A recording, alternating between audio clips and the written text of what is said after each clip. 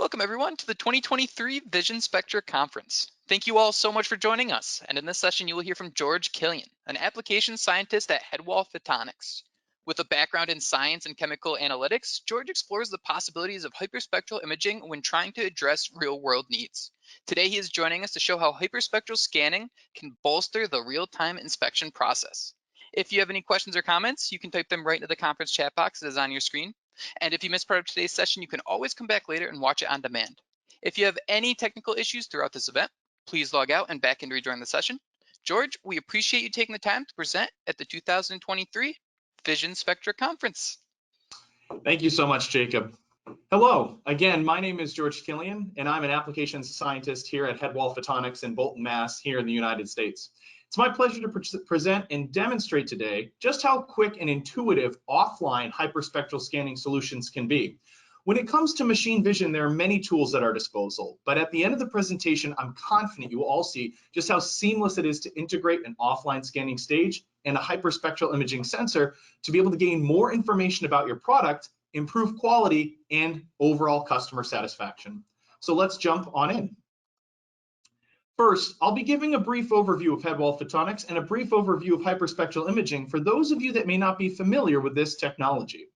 Then I'll be going over just how the workflow operates, integrating the hyperspectral imaging sensor into machine vision applications. Then I'll be demonstrating an offline scanning stage with a hyperspectral imaging sensor and demonstrating how quickly we can create, optimize, and deploy that HSI model onto a conveyor line for real-time actionable results. Then, after the demonstration, I'll go over a few successful applications that have utilized various hyperspectral imaging models with machine vision, and then open up for some Q&A. Headwall Photonics has been in business since 2003 and was recently acquired by Arsenal Capital Partners. We are headquartered here in Bolton, Massachusetts, with 2 other locations in Massachusetts and 1 in the Netherlands. Headwall Photonics employs around 100 highly skilled employees and is ISO 9001 certified.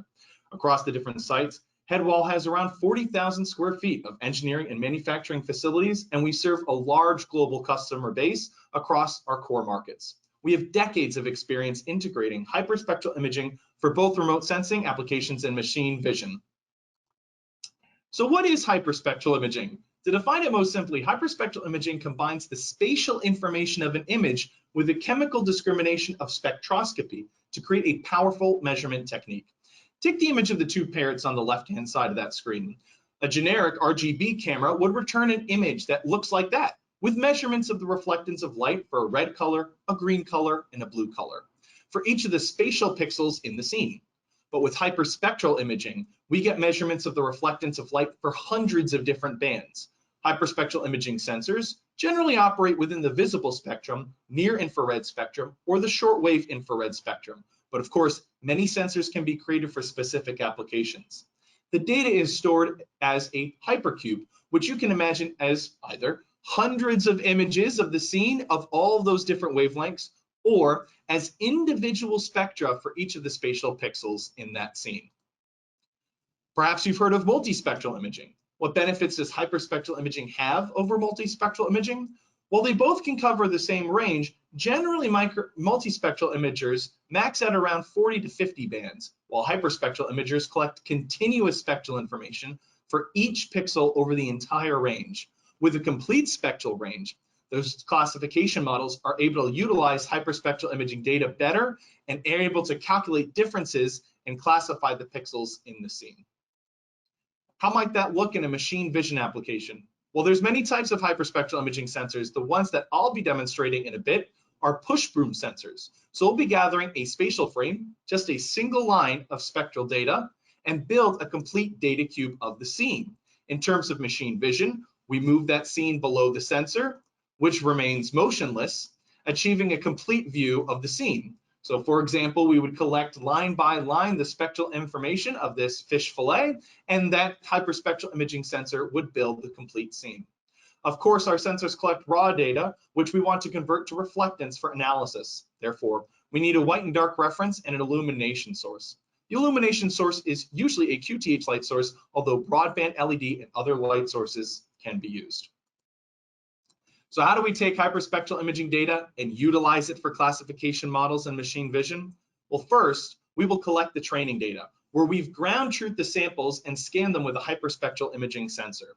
And then the data is extracted from the instrument and analyzed. The pixels in the image are classified into different categories based off of their spectral pattern. And then a model creating software optimizes a classification. While this seems like a time-consuming process, you'll be able to see from my demonstration that utilizing an offline stage and sensor allows the data to be collected in minutes and a classification model built thereafter. Once that model is built, it can be uploaded to a hyperspectral imaging sensor with embedded processing. That way, the data can be collected and assessed in real time. Those results can be sent downstream for real-time results and integrated with already existing machine vision products. So what about that offline workstation? Well, for the one that I'll be using for the demonstration today, here's the workflow for how you would collect and create that model. First, you'd set up and calibrate that stage in hyperspectral imaging camera. Then you would collect your training data. Since the scans only take seconds, you can gather hundreds and hundreds of images to create a really refined classification, regression, or visualization model. You're going to create and optimize that model, build it for deployment, deploy it onto the line, and update that model as needed. Since you're able to collect data quickly and assess it quickly, you can always update it as your product line updates as well. So what are some of the different classification models that we have? Well, we have the generic classification model where we can separate out based off of the spectral information of each of the different pixels. We can find contiguous regions of those same classified pixels and build a classification model, usually used for foreign object detection and quality assurance.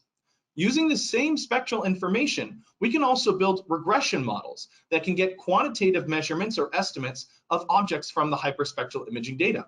From the image that you see in the scene, the Brix measurement of a strawberry was estimated using a regression model. Lastly, common indices for plant health can also be calculated using the hyperspectral imaging data collected from the scene. We can first segment out the leaf from the background and then using the spectral pattern, calculate important indices such as NDVI or LAI.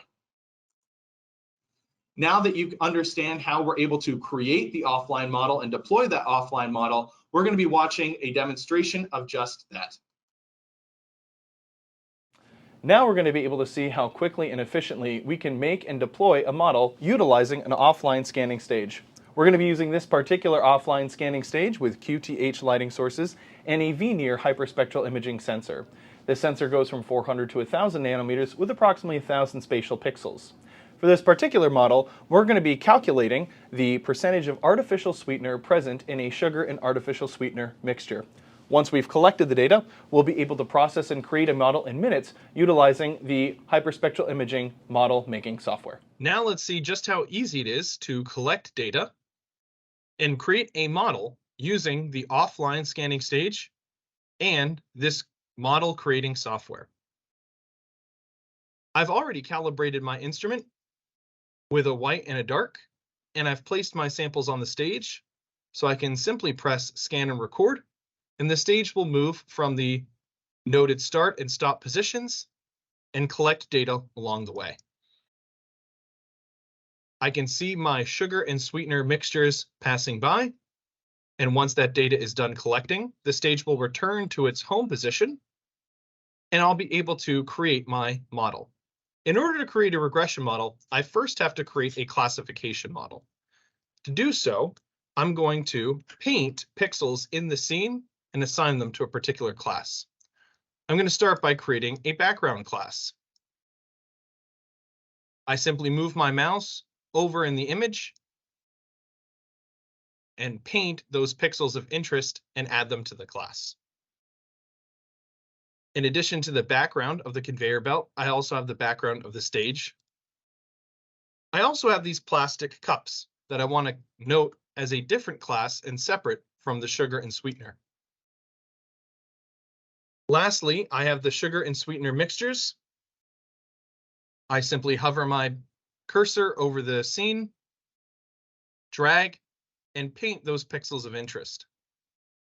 I'm going to be sure to collect pixels from the wide array of different percentages of sweetener and sugar that I have. I then press model search and the software will try to create a model. Looks pretty good, but it seems that I have some misclassifications on the glares of the plastic cup. That's easily remedied by zooming into those glared pixels and adding them to the plastic class and pressing model search again to create a new model. That looks pretty good. In order for me to utilize the regression tool in this software, I need to use object segmentation. The object segmentation works by looking for contiguous regions of pixels that have been classified as object classes, noted by F for foreground objects. Once I click on the object's mask, I'm able to see all of the pixels in the scene that are classified as objects.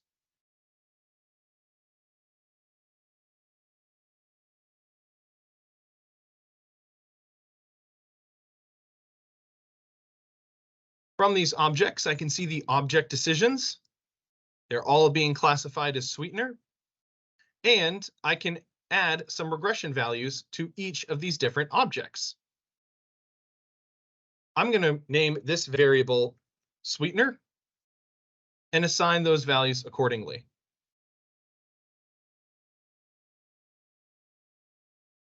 When I hover my cursor over an object and press P, it'll create a point annotation. This will add a value to that object. In this case, the topmost sample is 100% sweetener. The second object is 93.75% sweetener. And I can fill in the rest of these values.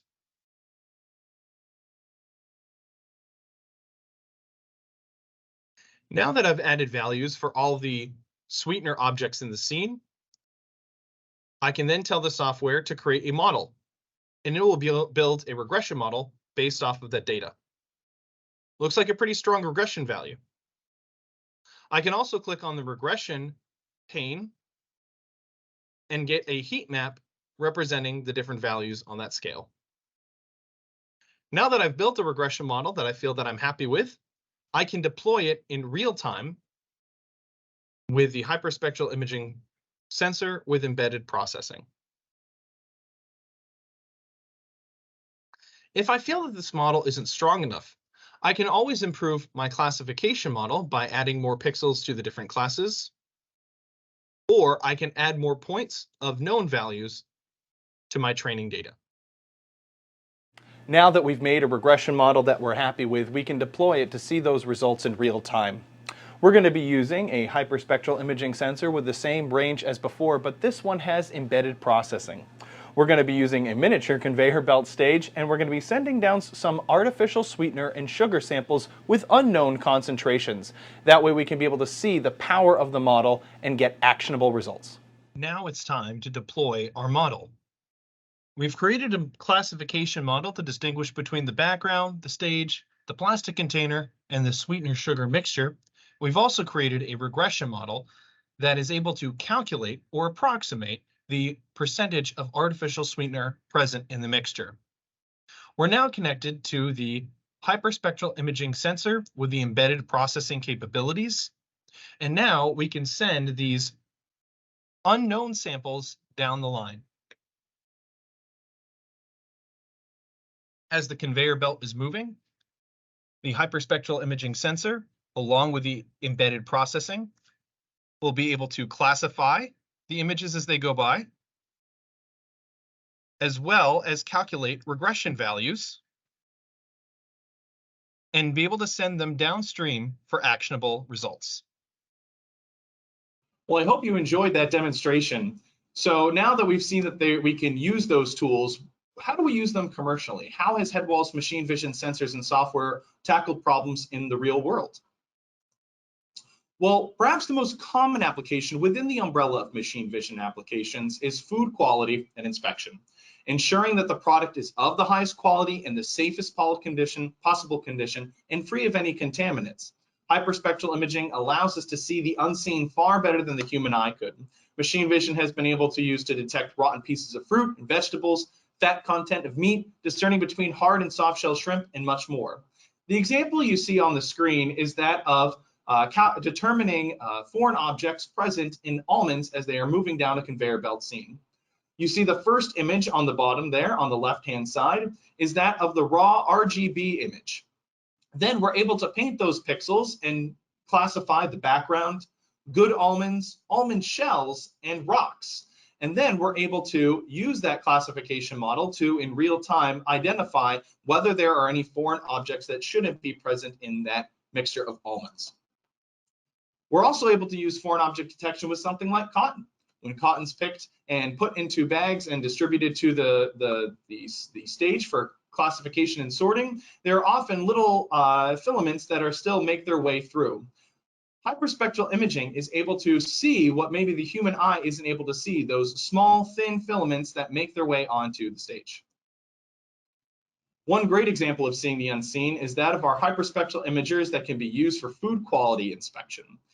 The sensors, once trained, can use the spectral pattern of an object and determine whether the object has any contaminant or disease. Better and earlier detection of these diseases help grade fish and reduce processing costs, not to mention ensure safer food for customers.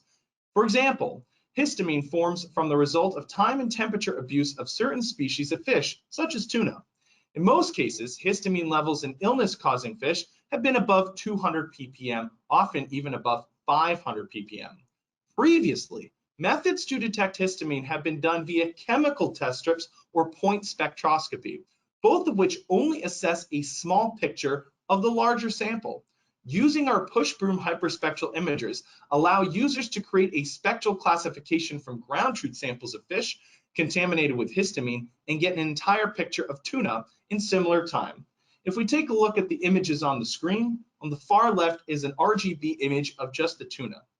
We're able to create classification models that look for the tuna itself. Once we find a tuna object, we can then employ a regression model. We can do this by scanning images of tuna that have known histamine levels, just as we did with the sugar and sweetener models, build a regression model and deploy that regression model as well. The image on the right is an example of a piece of tuna that has a medium histamine level. But of course, we could also scan a piece of tuna that has a high histamine level, and we can see that that regression model is working quite strongly. On a sweeter note, HSI regression models can also be used for estimating the Brix measurement of a fruit with great success.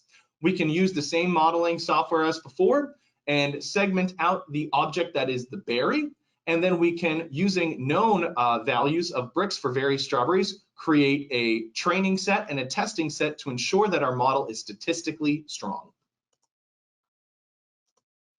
The last example I'll mention today is the utilization of visualization models for plant phenotyping and genomics. As smart agriculture and greenhouses become more and more prevalent, how to monitor plant health, species identification, disease tolerance, and determining crop optimization are all questions that need to be answered. Hyperspectral imaging classification and visualization tools can get those answers. HSI sensors can be programmed for regular measurement over the duration of crop growth, and the full spectra of the plants can be used to calculate valuable indices such as NDVI or LAI. And just as with other machine vision applications, those values can be calculated and communicated in real time utilizing HSI sensors with embedded processing. Of course, there are many more applications and ones yet to be determined.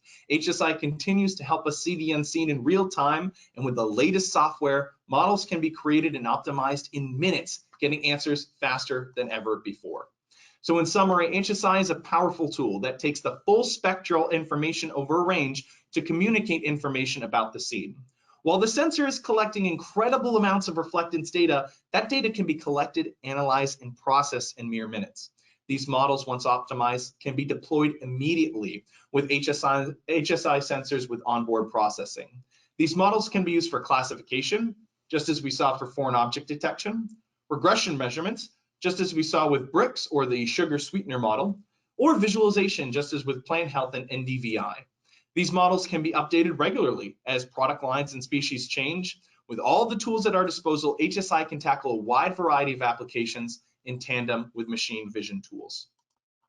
Thank you so much for your attention today. Again, my name is George Killian here at Headwall Photonics. Please feel free to reach out with any questions, and hopefully you too are utilizing these offline scanning stages to deploy HSI sensors and solve your problem soon. Have a great day, and thank you, Jacob, for your time.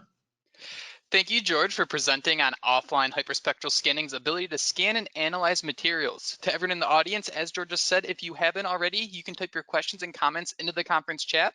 And do not worry, if you have not been answered yet, you'll be reached via email at a later date. This session is hosted by us at Photonics Media, and we certainly hope you're enjoying the 3rd annual Vision Spectra Conference. Thank you all so much for joining us.